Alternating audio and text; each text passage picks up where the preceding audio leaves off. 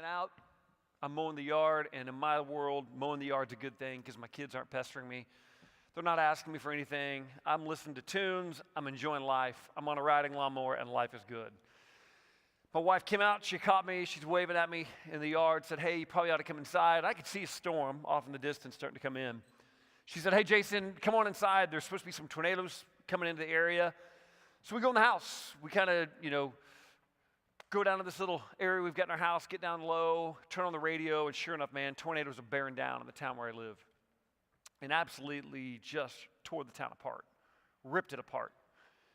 We started hearing things like, this Walmart we go shop in was gone. There was a Home Depot, it was gone. We're sitting there hearing all these reports, and it's 5 o'clock at night, 6 o'clock at night on a Sunday evening. I mean, it's one of those days in May where everybody's out doing stuff. Everybody's out. And you guys, you understand that. You know what it's like in Dallas when you get bad weather comes in. It can get bad quick. It can get real bad real quick. That was a night, what it was like that night in Joplin. I'm sitting there, and this storm bears down, and then all of a sudden my neighbor, she comes running over our house. She's banging on our door after the storms have passed. Now it's getting really, really dark.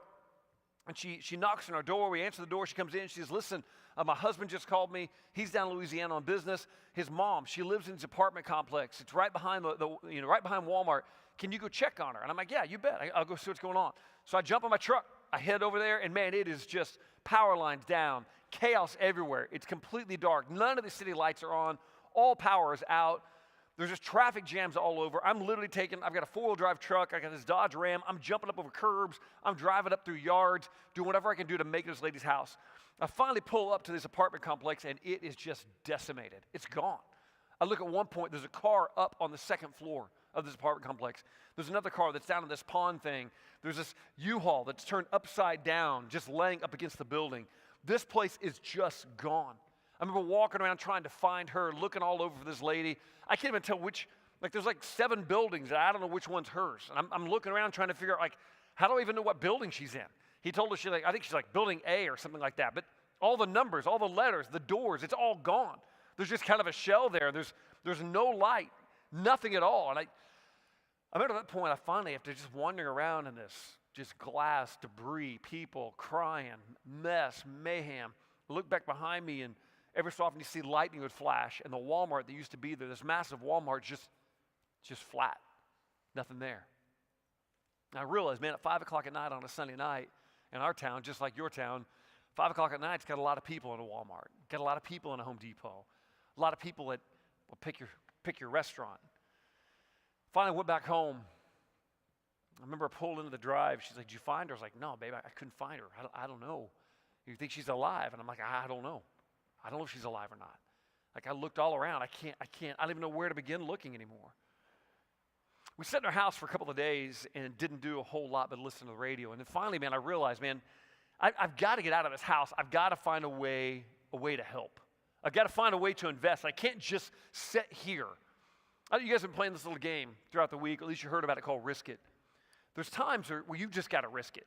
You can't just sit on the sidelines. You can't just sit in your rear. You can't just hear something's going on and do nothing about it.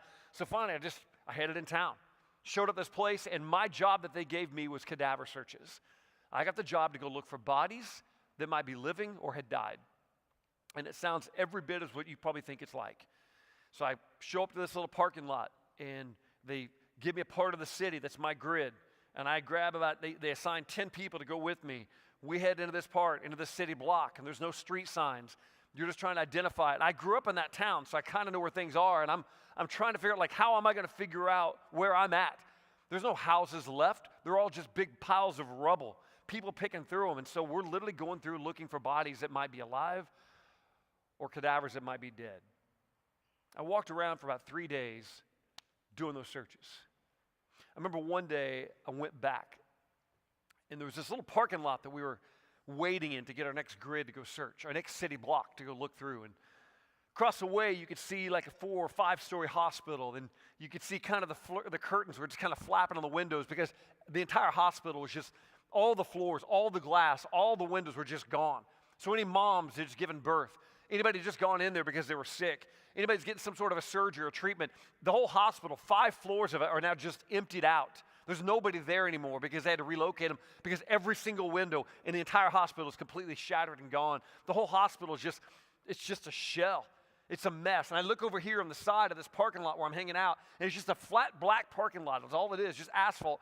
And I look over, and there you can see, because no one's had time to clean it up, or the gurneys had laid out, and there's blood all over them. And you can see that the doctors were actually trying to do surgical work right there in the middle of this parking lot with rain. And so there's gauze that's got blood on it. There's like all kinds of stuff these doctors had used trying to put these people back together.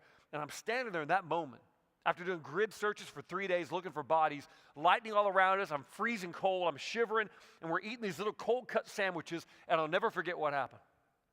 There was a guy, probably 60 of us sitting around, people kind of talking. None of us really knew each other. But there's one guy. He looks like, I don't know if you've probably haven't watched it, but have you ever seen Lord of the Rings? You know what I'm talking about? The guy, okay, all right, Gimli, the guy with the big beard, the dwarf with the big beard, you know what I'm talking about? This guy looked like Gimli, okay? He's a firefighter out of Kansas City, Missouri. He's just a big, like, cinder block with a head, okay? Just big, stocky guy. He's kind of old. He stands like this, you know, and I'm sitting there, and we're all sitting there, and everybody's kind of talking about these grid searches, looking for bodies, all that, and there's a lull in the conversation, everything goes quiet, and all of a sudden, Gimli, I don't know what his real name was, this retired firefighter out of Kansas City, all of a sudden, this dude, he says something that causes the whole place just to kind of turn and look at him. Now, here's the deal. I am not going to say what he said because it would be so offensive that some of you would just not hear anything else I'm going to say for the rest of the night. And the shock value of me saying it would offend some of you guys. Some of you guys are, I ain't offended by that. Probably should be. But I'm not going to say exactly what he said because I don't want to do shock value. Make sense? I don't want to just like cuss out in the room just to make a point. But I'll tell you what, man, what this guy said was amazing. Gimli looks up and he just kind of speaks out when the whole audience, all 60 of us sitting there, wasn't really an audience. We're sitting there eating sandwiches, it gets real quiet, lull in the conversation, and Gimli over here, firefighter, goes, man, if it wasn't for the, and he put an expletive next. He says, if it wasn't for the expletive church, I don't know what this town would do. And I was like, bro, you just used that word in front of church. I'm interested. What's about to happen now? So I kind of look over Gimli, and he says it again. Like 60 of us, all of a sudden, everybody's heads just go, boom. They're all looking at Gimli now. And he goes, if it wasn't for the, and he said another foul word. If it wasn't for the, and he said a foul word, church, this town would be in a whole lot of trouble. But he said something worse than a whole lot of trouble. This guy's just cussing like a sailor, man. He's just cussing left and right. He says it again. I'm telling you, man, and he used a bad word again. Church is flat getting it done in this town. And we all just turn and look at Gimli, and we all go back to eating our sandwiches. And I realized, man, where I was standing in that moment was holy ground. That I've heard people describe the church in a lot of different ways, but on that day with that retired firefighter, with that old man standing there leaning against it, lightning, thunder in the background, rain coming down on top of us, some nasty old sandwiches we're putting in our stomachs, our feet, our bodies hurt. What that old man said about the church on that day rocked my world.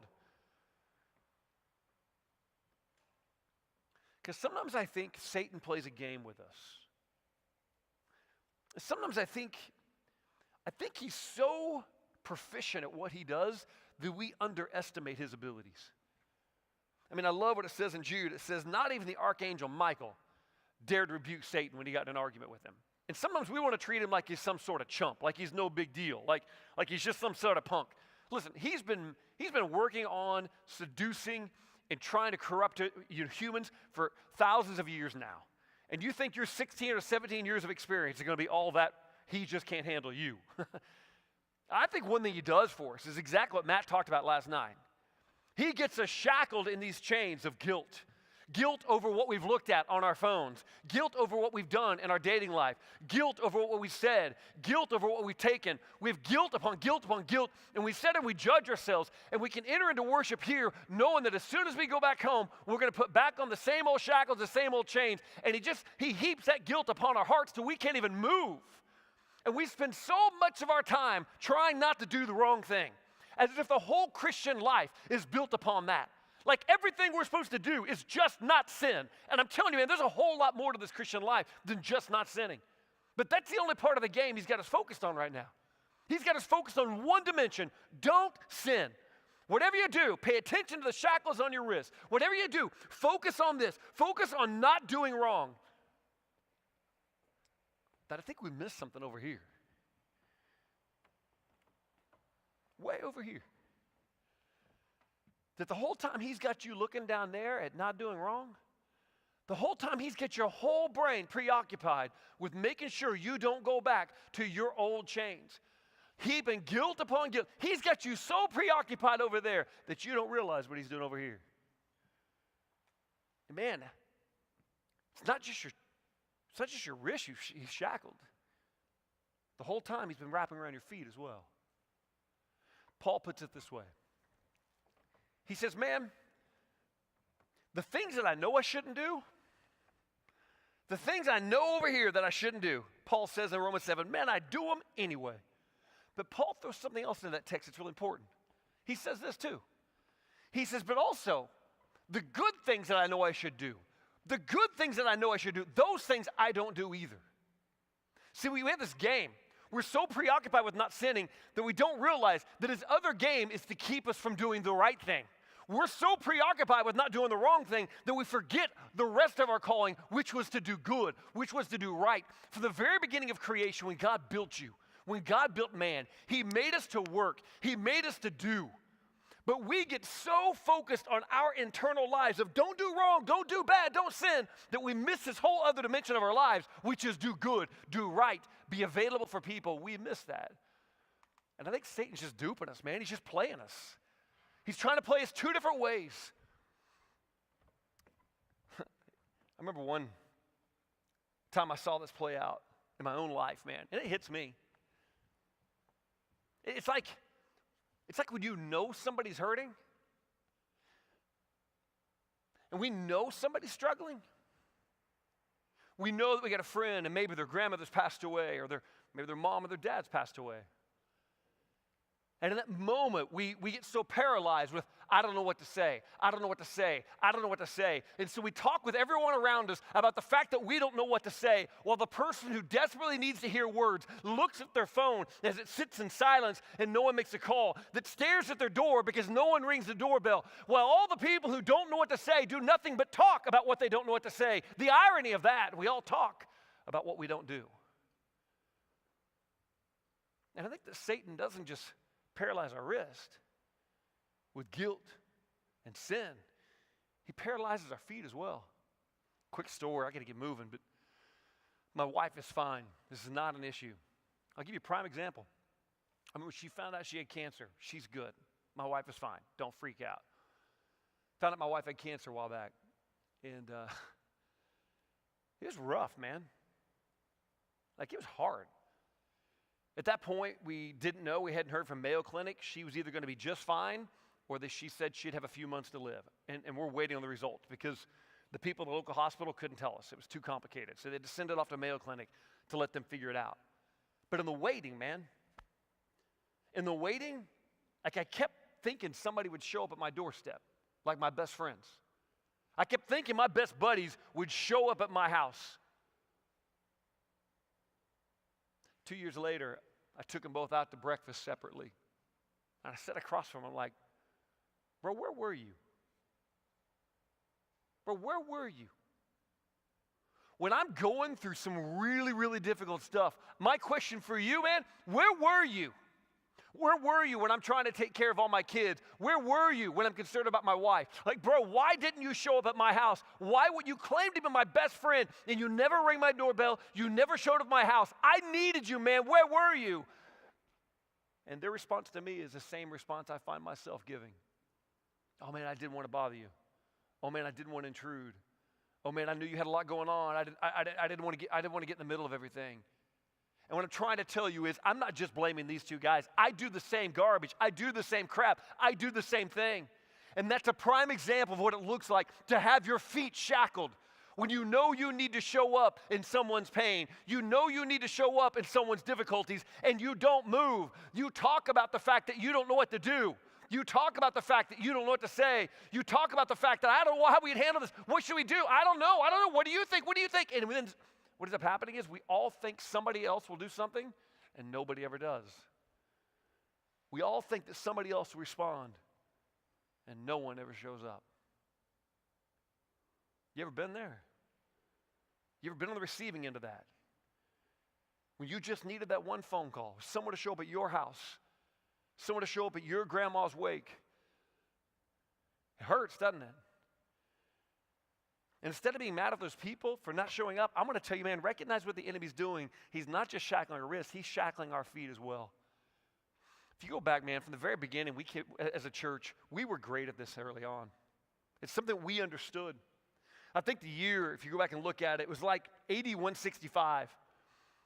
The Roman Empire. When I say AD 165, like this is 2018, this is 165, okay? So we're way back in history. The church is young, man. The church is growing. And here's how it plays out. Young church, brand new believers coming to Christ, man. Little churches, they're not real big. They're all over Rome. They're under threat of persecution, going to be killed for even saying they're Christians. They don't wear Christian t-shirts or come to events like this because they probably get killed if they do. But all of a sudden, the Roman Empire gets rocked by measles. We could treat this today, but they couldn't treat this back in 165. And 2,000 people a day, their bodies are hitting the deck and they're dying. 2,000 people a day are dying. What happens is in Rome, the city of Rome, all the non-believers, all the pagans, they bail, man. They are gone. G-O-N-E, gone, man. They're out. They don't want to get sick. They don't want to catch the disease, so they leave the city, man. And so the city's full of a whole bunch of sick people and one other group. There's one group that doesn't leave. Christians. Christians stay. When everyone else bails, Christians stay. And in fact, he'll show you up here this quote. This is what Dawson said. He says, most of our Christians showed unbounded love and loyalty, never sparing themselves and thinking only of one another. They took charge of the sick, attending to their every need. They drew on themselves the sickness of their neighbors, cheerfully accepting their pains. That we come from a stock of people who don't run when the going gets tough. We come from a stock of people that when somebody's going through difficulties, we are there. And in fact, there's a guy named Julian who could not overthrow the church as emperor because of the way they loved one another. That we turned Rome upside down, not because we controlled political offices, not because we had all the money, not because we had all the prestige. We turned Rome and history upside down because we love broken people in their time of need. That's the stock we come from. But all of a sudden now, that's the stock we may come from. But we've turned to a stock of people with their feet chained. Our text. Oh, before you get that, I think it's what Jesus, when he said this in Matthew 25, I think it meant more to them. It meant more to them in 165 than it does to us in 2019. Jesus said this. He says, I was hungry, and you gave me something to eat. I was thirsty. You gave me something to drink. I was a stranger, and you invited me in. When he's saying that, he's talking about people who are diseased. 100 years later, it'll be smallpox. And again, it goes from Ethiopia all the way up to Scotland. Thousands of people dying left and right. It is a plague like none other. But Christians stay. Christians nurse people back to health. Christians are the ones who are always there. Are we known for that? We were. That's why half the hospitals are called St. John's, St. Mark's, this Methodist, this Baptist. It's why. Because at one point, we were a stock of people who met needing and broken people. But Satan's moved to a new tactic. He's got us so self-absorbed with our sin of what we just want to quit doing that we're also over here shackling the whole time. He's putting chains around our feet. He's keeping us from moving. He's got us locked down at a foot level, and we forgot what it means to respond to the needs of others. Our text that we're living in comes from 1 John chapter 3, verse 16 through 18. Let's read this real quick. 1 John 3, 16 to 18. And this is how we know what love is. Jesus Christ laid down his life for us, and we ought to lay down our lives for our brothers and sisters. If anyone has material possessions and sees a brother or sister in need, but has no pity on them, how can the love of God be in that person? Dear children, let us not love with words or speech, but with actions or in truth. From the very beginning, man, you see that Jesus laid down his life. We know what that means. A lot of us instantly, you're thinking about the cross, man. Jesus laid down his life. You've got this mental image of spikes in his wrists, crown of thorns on his head, spikes in his feet. But Jesus laid down his life long before the cross. I'm not asking you to call up on a cross and die. That's not what it's talking about when John says lay down your life. What I'm asking you to do is live a life of contrast like Jesus did. What Jesus laid down long before he died on a cross. The way he laid down his life long before the cross is when he gave up his very nature to take on our nature. He gave up heaven's throne for a manger. Yeah, we live with a group of people, we can't even lay down our own personal prestige. We can't lay down our false sense of who we are. When the God of heaven laid down all of his divinity in that moment, willing to take on human flesh. I think Jesus laid down his life on that day when he met that woman that nobody else would touch, the woman that everyone else thought was gross. Jesus touched her, talked to her, and met her needs. Or that day, like 2 o'clock in the morning, when a guy full of evil spirits, buck naked and a wild man, demon-possessed, comes racing at Jesus on the shore when his boat hits the shore. This guy comes raging at him, trying to kill him. Jesus lays down his own safety. He meets this guy right at this moment of his need. He doesn't bail on him. He doesn't run from him. He talks to him, and he leaves this man dressed and in his right mind. Jesus laid down his life long before the cross. And my challenge to you tonight is to think about what it looks like for you to lay down your lives as well. Verse 16, he talks about this.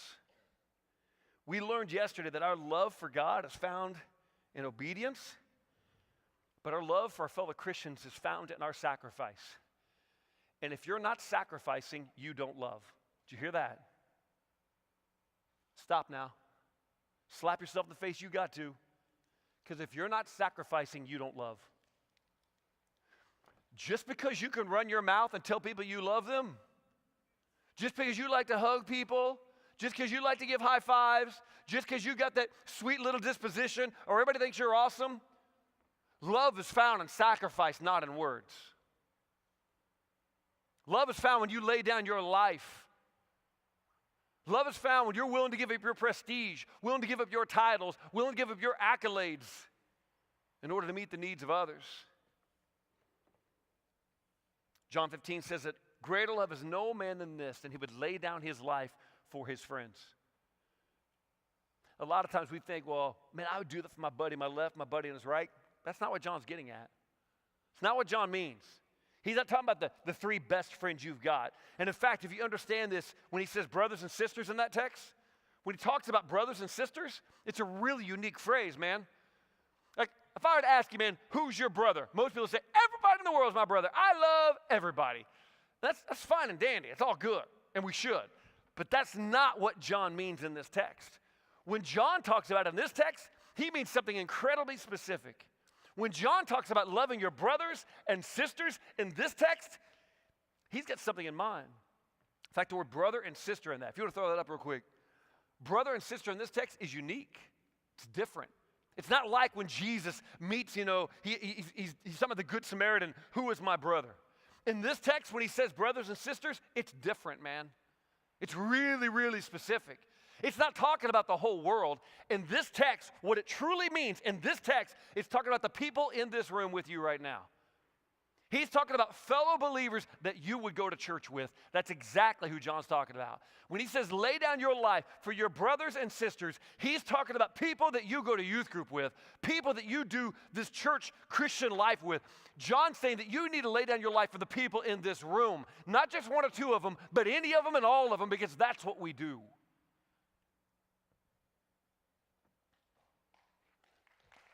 Wouldn't look for that, but thanks.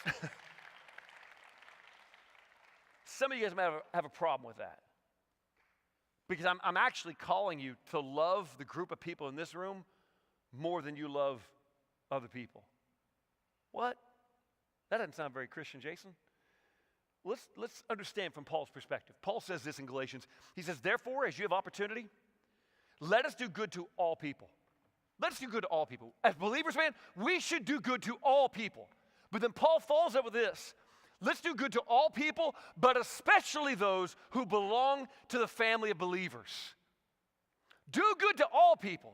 But what Paul says in Galatians 6 is do good to everyone, but especially those who you go to church with, especially those that you call fellow Christians. Man, it is one thing.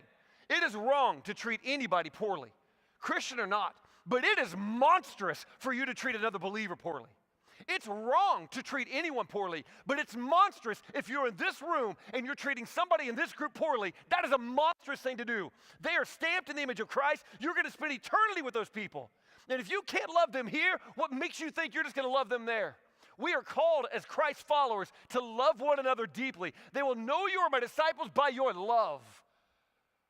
And what turned the world upside down in Rome was this.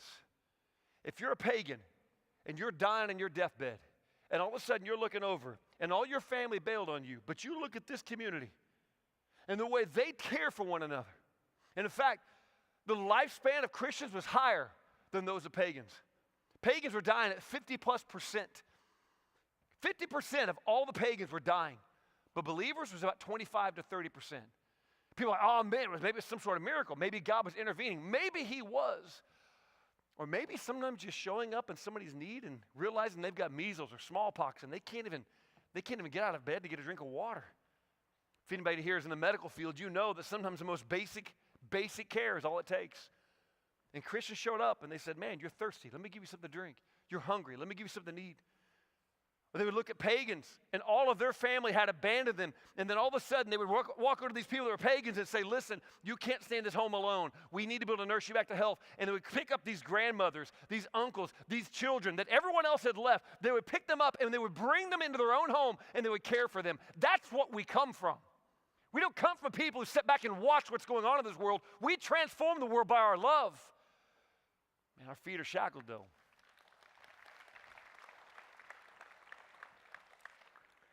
Or in the early church, in Acts chapter 2, it says all the believers were together, they had everything in common. They sold property and possessions to give to anyone who had need. Every day they continued to meet together in the temple courts. They broke bread in their homes, ate together with glad and sincere hearts, praising God and enjoying the favor of all the people. And the Lord added to their number daily those who are being saved. If you want this group to grow, it will not be by how cool your facilities are. It will not be, you get a great worship band up here. That won't be it. It won't be by how great Matt is, and Matt is a great guy. It won't be that. It won't be by the fact that you got matching t-shirts. It won't be. It won't be. Do you want to know how you grow a church? You do it how Jesus taught us. They will know you're my disciples by your love. That if all of a sudden your friends look at it and they know when I go to that group, I don't get dogged, I don't get ripped on. I know that if my family's going through crisis, these people will be there. If there's a death in my family, they'll be here. As you grow up in the church, you know that the unemployment rate will be lower in the church because you guys are the first ones who respond. That you know the brokenness in the church is going to be lower because you'll respond. That you now have joined a community of people who have your back. And that's not to oppose other people to not let them in. No, man, you welcome new people into this family. You call them into it. And you say, when you join this community, we have your back.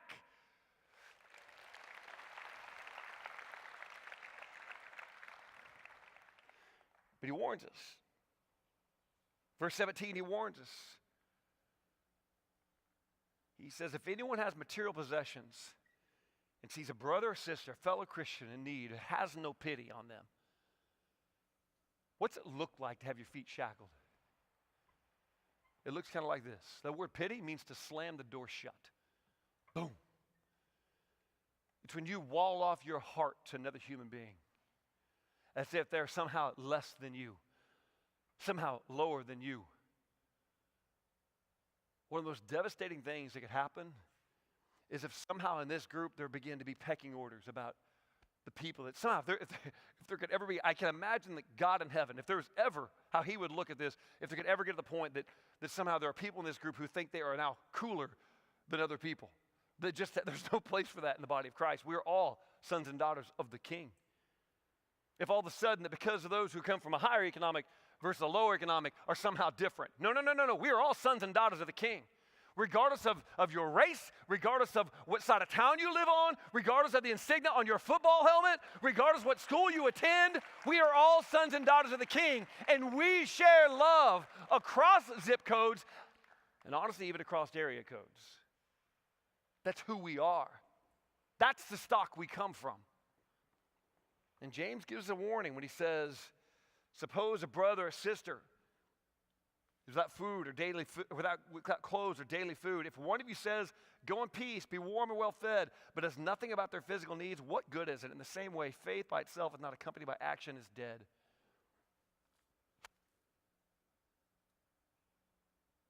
Guys, this has got to be more than words. It's got to be more than just some songs we sing in a room like this. It's got to be more. You can transform Dallas by your love. You can transform Fort Worth by your love. You can transform Arlington by your love. Then you can transform San Antonio and Austin and Houston by your love. Then you can transform Houston. And then you can transform Oklahoma City and Tulsa. Then you can transform Wichita. Then you can transform Kansas City. Then you can transform an entire nation if we'll begin loving recklessly. But we have to become a people who are willing to risk it. We have to be. This is how I found Jesus.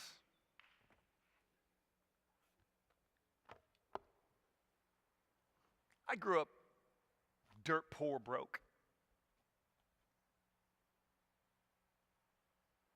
Like we had a 700 square foot house we lived in, 1 bedroom. My family loved me, but we partied hard. Wasn't abusive, but man, we partied. I didn't know what it looked like to have faith in Jesus. If you'd have dropped me in or my brothers in on something like this, if I'd brought my brothers here, at your age, they'd have been smoking pot the whole time they were here. Like, that's just the world I grew up in. I remember I got invited one night to this kid named Curtis. Got invited to his house. Curtis was a short, chubby little kid. I didn't really like him that much, but hey, I was going to spend the night. That's cool. Got invited over, so cool. I'll go spend the night with Curtis. Went to Curtis's house. I didn't know what to do with it, man. First things first, his dad comes in, and we all go play wiffle ball outside, and then we all sit around the table and join hands. And they prayed. Like, how are we going to eat? They're all holding hands. I didn't know what we're going to do. How's this going to work? And then they asked us to spend the night another night. And I figured, man, we had some good chocolate chip cookies, played wiffle ball. I'll stick around another night. They took me to this thing called church. I've never seen church before. No idea what church was. No clue. Really weak Kool-Aid. My mom made way better Kool-Aid. She put like lots of sugar in her Kool-Aid. These people made weak sauce Kool-Aid. It was bad. And his dad stood up and talked way too freaking long. I didn't know what a preacher was. But see, Curtis's family was not the kind of family that just talked faith. They welcomed broken people into their home. And for the first time, I got to see what a family looked like.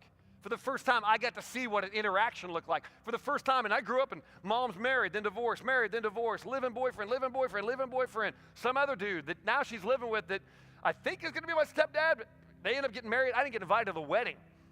Like, I didn't know what family looked like until I met Curtis, and that's what it looks like when you take the chains off your feet. You start inviting people into your home. You do life with them and community with them.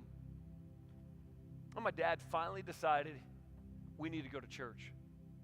This is after been going to church with Curtis for a while. My dad was like, we didn't really mean it. My parents met in a bar. They were both drunk. I'd say my stepdad and my mom. I remember one Sunday he woke us up and he said, well, we're going to try church out. We were all skeptical but me. I was the one person in our family like, let's go. We're going to go to a different church, not Curtis's church. So we loaded up the car and we drove to the church. Pulled up the parking lot, sat in the car. We kind of looked around and my mom goes, my dad, we're not dressed for this. So we literally never got out of the car. We just went back home. Next Sunday, we get in the car. And we drive all the way back to the church. And we show up in the church parking lot. And like, well, yeah, we're a little bit late. So we turned around and we left and went back home. Third Sunday, we go. We get in the parking lot. We turn around and we go back home. 3 Sundays, we came to the parking lot of the church, dressed and ready to go in, but couldn't. We were so jacked up. We were the family that your parents would not want you to hang out with. I mean, my dad would buy kegs for the high school kids. We partied every weekend.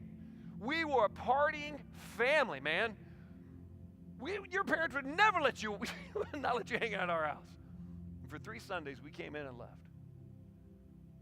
4th Sunday, we went. Walked inside, people really nice. Treated us really well, man. They loved us even though we were broken. People invited us over their house for ice cream, man. And then shortly after that, maybe a week or 2, like I said, I was a country boy, living out in the woods in the middle of nowhere. We had to burn our trash back then. Yeah, I know that's not politically correct now, but deal with it. We're burning this trash, and it's just how we had to get rid of it. My mom had put this hairspray can in the trash, and When it's burning, it caught on fire, and aerosol cans will explode if they get too hot. Well, it exploded, and it landed on the ground. I was in the house, and all of a sudden, leaves caught on fire at our house. The leaves started burning. Fire kind of spread, and I'm in the house getting ready for I don't know what. I'm in the shower. My mom starts yelling, Jayson, Jayson, Jayson, there's a fire, there's a fire. So I'm trying to put clothes on and run outside, and I turn the corner, I grab the hose, I turn it on, I take off running with this hose, water spraying out of it, trying to put up this fire, and boom, I run out of hose, and I start trying to spray it, and I'm like literally 30, 40 yards too short. I'm not even close to the fire, and I can see it. It's burned down underneath the car that my brother's restoring. It's an old classic hot rod that he was putting together. And I just watched as the tires were catching on fire. The car was just consumed in flames. I ran back inside. I'm like, Mom, Mom, Mom, call, Dan. That was my stepdad's name. You got to call Dan. We got to get help, because what I knew right then is that, man, it's not just my brother's car that's going to burn down. Like the leaves are going to spread. It's going to catch the whole woods on fire. We're going to lose our house in this fire. We're going to lose all of the outbuildings. My dad was a construction worker, so all of his tools that he used for construction, a bunch of those are in these buildings. They're all going to catch on fire. We're going to lose it all right now. And I run in, I'm like, Mom, it's going to burn down the house. We got to get help. Call him now. This is back before cell phones, back before pagers. Mom knew one lady she met at the church, and she made this comment about where she lived. It was close to where my dad was working that day. She called her up and said, hey, Vicki, can you go get Dan? The woods are on fire. We need his help. She said, oh, honey, you bet. You bet, honey. I'll take care of it. She about a mile away, and before she got in her car, she made one other phone call. And she got in her car, and she drove out to where my dad was working and said, Dan, all the woods are on fire at your house. They need your help right now. And he's coming down off the roof. He's telling all the guys working for him, head on home, boys. He's trying to load tools in the truck because we're poor. You can't let the tools get stolen. He's putting them all in the back of his truck, man. He's hauling tail trying to get to where we live. As my dad is flying in, trying to get there as fast as he can, by the time he gets to our house, he pulls in this long driveway we've got, and there's cars everywhere, man. There's cars all over the place. And my mom's sitting there, and she's just stirring some lemonade in a jug, looking at him. There's people all over the place, man. Cars parked. I mean, you couldn't even get in. There's so many cars. And when I saw him that day, was a whole lot of people standing around my house just holding rakes, leaning on them, talking to my dad, and the entire fire was put out because that one call that Vicki made was to the church. And on that day, they didn't post on social media that we feel bad for the McGrew family. They didn't post on social media that I hope you're doing okay. No, on that day, they showed up. The church showed up in our time of need, and they put our family back together. That's what it looks like when we love. We shut up and we show up. We stop talking a good game, and we actually do something. And what the enemy's doing now is he's paralyzing our feet. He's locking us down with chains. And we see a whole group of that, and we think, man, I'll just text them. I'll send them a message. No, you go to their house and you talk to them.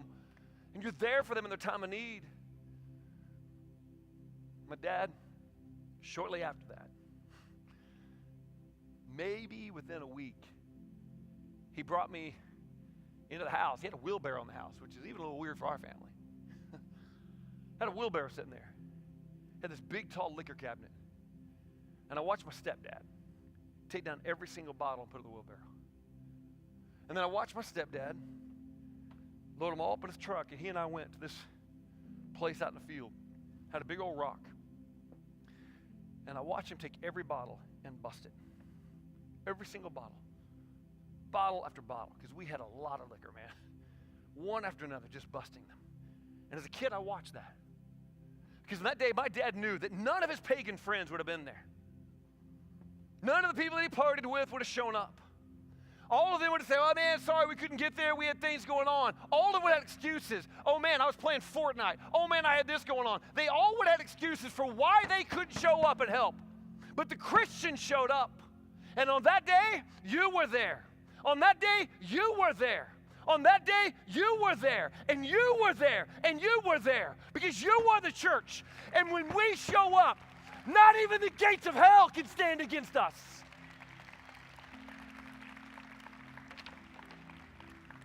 What led my dad to Christ was a rake and believers who chose not just to talk or text, but to show up. You guys have had these coins this week. I know you probably got them packed away now. I'm going to give you a challenge. I want to challenge you to risk it. I want to challenge you to put yourself out there, to look for the opportunities to respond to needs. That maybe what it is, it's somebody in your church that you know, you hear about, has got a need. That instead of just saying, oh man, that's a shame, and send them little prayer emojis with the hands folded. That instead of making some little comment, send them a little snap, that you actually say, no, I'm done with all that garbage. I'm going to shut up and I'm going to show up. Now, I'm not saying there's not a time to say kind words to people, but maybe just for 30 days, you quit talking about how much you love people and actually do something. Maybe for 30 days, you actually show up and you look for opportunities to meet people in their time of need. I'm going to challenge you to risk it. Here's what it looks like. I want you to find somebody here later on, road trip home. Maybe when you get back, you find one person in this room that you can trade this with. I want you to write your name on it. And don't trade it with a guy that you know will never hold you accountable. Don't trade it with a girl that lets you get away with stuff. You trade it with one person, you're like, crap, if I trade with them, they're actually going to call me on it. Crap, if I give them my coin, I know they're going to make me do this. And you write your name on one side and you give it to them, you exchange coins with them. Just exchange coins with them. For the next 30 days, every day, you're going to flip that coin. And if it comes up blank and no names on it, you're in. And you have until 10 o'clock that night to find some way to risk it. Some way to physically invest in the life of another human being, especially starting with this church. And if you can't find that, you immediately go outside the church. For 30 days, you will bust your butt and find a way to risk it. And if you flip the coin and their name comes up, then you shoot them a quick text and go, you're in. And you tell them, you got till 10 o'clock tonight to tell me what you did today. You have till 10 o'clock tonight to text me back to tell me what it was you did today. We got to start risking it. Our feet are chained, man. We have the opportunity to be the hands and feet of Jesus, the opportunity to love without fear, the opportunity to transform the world, the opportunity to lead people to Christ. And what happens is when they know we're disciples, it will be by our love. It'll be by the fact that we move, by the fact that we don't just allow our hands to be shackled. We break free of that, but we also break our feet free as well. We become a people that move throughout our regions, our homes, our churches, and they know we're disciples by the way that we love, baby, by the way we treat people, by the way that we care. We come from a stock of people who work for the kingdom. And when you do that, when you love well, the gates of hell can't stand against you.